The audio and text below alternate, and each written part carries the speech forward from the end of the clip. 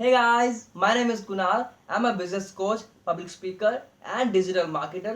So guys, इस channel पे ये मेरी पहली वीडियो है। तो सबसे पहले हम डिस्कस कर लेते हैं कि मैं इस चैनल पे किस तरह का कंटेंट पोस्ट करने वाला हूँ। क्या आप मेरे चैनल से सीखोगे? आपको अगर टाइम यहाँ पे मेरे चैनल पे लगा रहे हो तो आपको क्या वैल्यू मिलेगी, क्या आप सीखने को मिलेगा, तो पहले हम वो डिस्कस कर लेते हैं। तो सबसे पहले मैं आपको यहाँ पे सिखाऊंगा कि कोर डिजिटल मार्केटिंग के बारे में। एक निश के ऊपर काम नहीं करेंगे, सोशल मीडिया के ऊपर काम नहीं करेंगे, गूगल के ऊपर काम नहीं करेंगे, पूरा का पूरा डिजिटल वर्ल्ड हम समझेंगे, पूरी की पूरी डिजिटल मार्केटिंग को समझेंगे, उसके कंसेप्ट्स को समझेंगे, फंडामेंटल्स को समझेंगे, कैसे एक बिजनेस को डाउन से लेके अब तक ग्रो किया जाता है, कैसे वेबसाइट्स बनती हैं, कौन कौन से प्लेटफॉर्म्स है वेबसाइट्स बनाने के लिए, कैसे एड चलती हैं, कैसे मार्केटिंग होती है। तो डिजिटल मार्केटिंग हम सब कुछ सीखेंगे, एफिलिएट मार्केटिंग भी हम सीखेंगे। ओके, सो नेक्स्ट इसके बाद जो मैं आपको सिखाऊंगा इस चैनल पे वो है बिजनेस डेवलपमेंट, कि कैसे अपना बिजनेस आप ग्रो कर सकते हो, कैसे स्टार्ट कर सकते हो, कैसे एक स्टार्टअप को एक नए लेवल पे लेके जा सकते हो। अगर आप बिजनेस करने की ट्राई कर रहे हो तो क्या चीजें आपको देखनी चाहिए वो करने से पहले, ऑडियंस कैसे डिसाइड करते हैं, एनालाइज कैसे करते हैं बिजनेस को, कैसे उसके बग्स निकाले जाते हैं, कैसे उसके जो थ्रेट्स हैं वो निकाले जाते हैं। तो पूरा का पूरा हम बिजनेस के बारे में भी बात करेंगे, कैसे ग्रो करा जाता है, और डिजिटल मार्केटिंग बिजनेस को दोनों को रिलेट करेंगे एक दूसरे के साथ। एक बिजनेस को लेके उसकी पूरी की पूरी केस स्टडीज बनाएंगे, कैसे डिजिटल मार्केटिंग से ये बिजनेस इस तरह से ग्रो हो सकता है, मार्केटिंग के प्लान्स बनाएंगे हम उसके ऊपर। Okay, so next is personal development, कि खुद के ऊपर कैसे इन्वेस्ट कर सकते हैं, खुद को और कैसे ग्रो कर सकते हैं, कैसे हम अपने माइंड से अपनी जो लर्निंग की पावर है वैसे हम ग्रो कर सकते हैं, प्रोडक्टिव और कैसे बन सकते हैं, कैसे हम क्रिएटिव बन सकते हैं, कैसे अपनी एफिशिएंसी को और हम इंक्रीज कर सकते हैं। तो बहुत सारे टॉपिक आने वाले हैं इस चैनल के ऊपर, बहुत कुछ आपको सीखने को मिलेगा।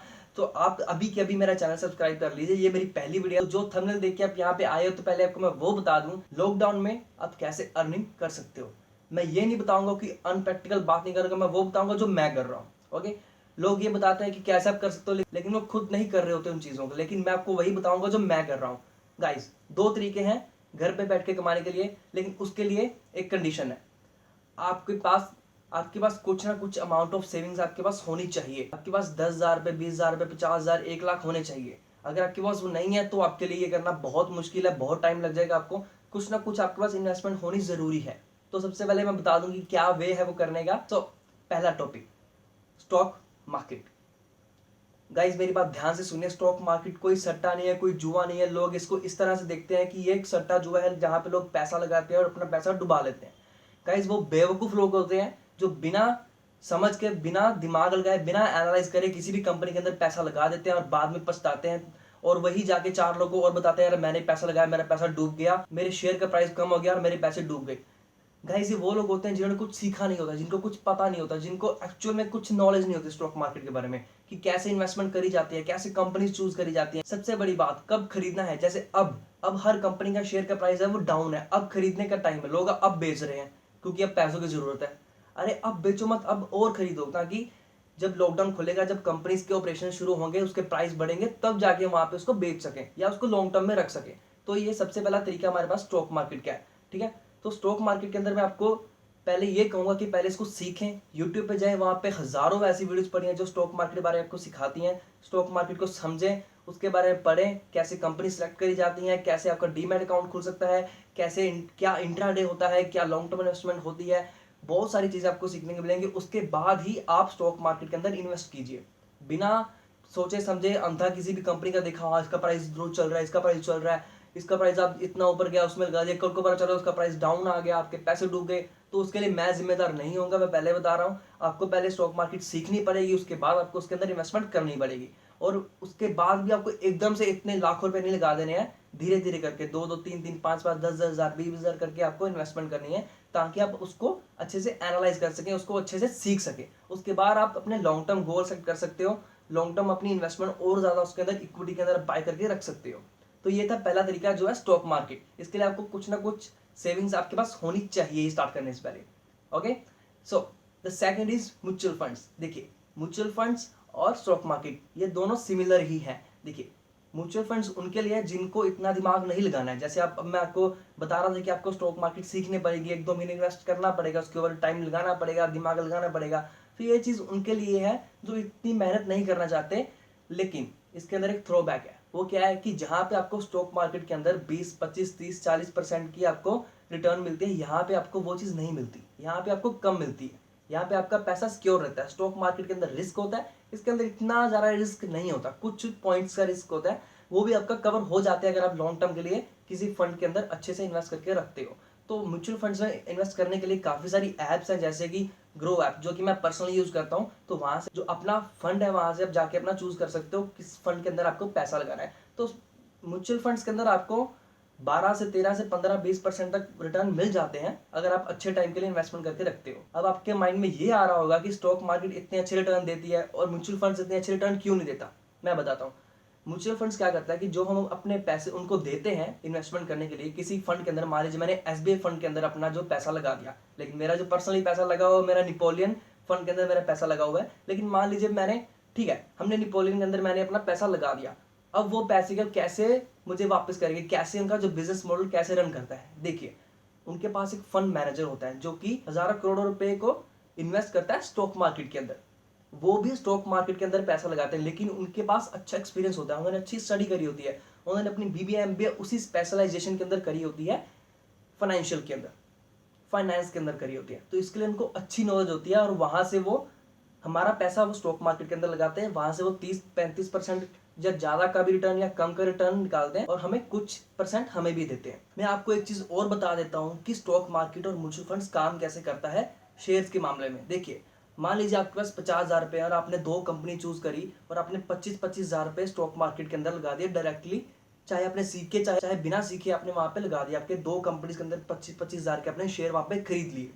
ओके, अब आपने म्यूचुअल फंड्स के अंदर क्या किया कि वहां पे आपने मंथली एसआईपी ली है। एसआईपी क्या होता है कि हर मंथ के अंदर आपके कुछ अमाउंट जो आपने सेलेक्ट किया होता है वो अपने आप कटता रहता है। मान लीजिए 500 रुपये महीने के, 1000 रुपये हो गए, 2000 हो गए, तो मंथली मंथली करते रहते हैं और वो आपके फंड के अंदर इन्वेस्ट होते रहते हैं।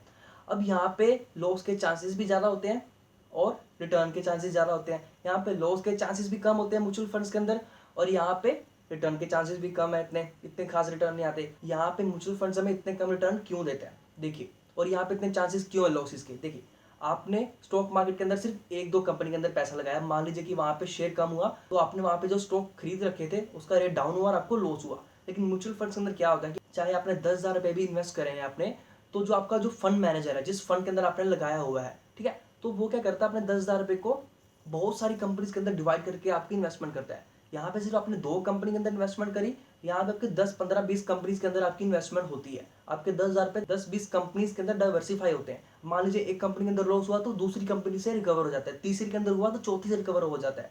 लेकिन स्टॉक मार्केट के अंदर ऐसा बिल्कुल भी नहीं है। लेकिन अगर आप अच्छे से समझ के, अच्छी रिसर्च करके, सीख के अगर आप स्टॉक मार्केट के अंदर पैसा लगाते हो तो वहां पे कोई भी चांसेस नहीं है लॉस के। मैंने खुद के अपने कितने, मेरी जितनी भी सेविंग्स होती है मैं उसका 50-60% अपना स्टॉक मार्केट के अंदर लगाता हूँ और 10-20-30% अपना मैं म्यूचुअल फंड्स के अंदर लगाता हूँ। वो क्यों? क्योंकि मैंने स्टॉक मार्केट को पढ़ा है, मैंने सीखा है अच्छे से। मैंने स्टार्टिंग के अंदर लॉसेस भी लिए हैं लेकिन मैंने प्रॉफिट भी कमाया।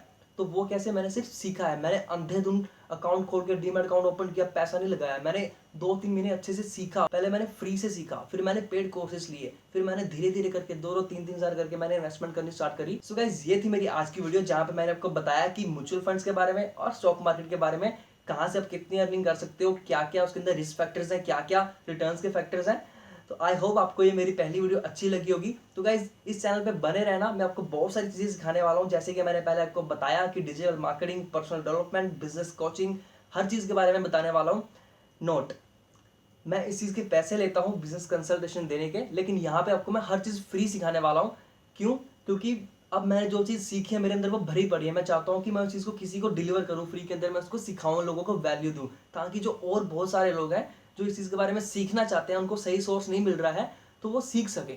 वैसे तो यूट्यूब के अंदर काफी सारे पहले ही कंटेंट बना पड़ा है, लेकिन जो मेरा एक्सपीरियंस है, जो मेरा कंटेंट है, जो मैंने सीखा है अपने एक्सपीरियंस के हिसाब से, मैं आपको वो सिखाऊंगा। क्योंकि हर इंसान का अलग तरीका होता है समझाने का, बात करने का, काम का, और हर का अपना अपना एक अलग एक्सपीरियंस होता है बिजनेस को लेके। मैंने काफी सारे डिजिटल मार्केटिंग के क्लाइंट के साथ काम किया है, कंसल्टेशन के क्लाइंट के साथ काम किया है, पर्सनल डेवलपमेंट के ऊपर तो मैं काम करता ही रहता हूँ। मुझे साइकोलॉजी का बहुत इंटरेस्ट है, तो आपको मैं साइकोलॉजी की भी बहुत सारे वीडियोस देने वाला हूँ। यहाँ पे आपका ब्रेन कैसे वर्क करता है, आपके जो न्यूरॉन्स होते हैं वो कैसे बढ़ाए जाते हैं, अपनी ब्रेन की मेमोरी कैसे इंक्रीज करी जाती है, कैसे जल्दी सीखा जाता है, कैसे सीखा जाता है, वो चीज मैं आपको सिखाऊंगा। बहुत सारे लोग पढ़ते हैं लेकिन उसको याद नहीं रख पाते, क्यों?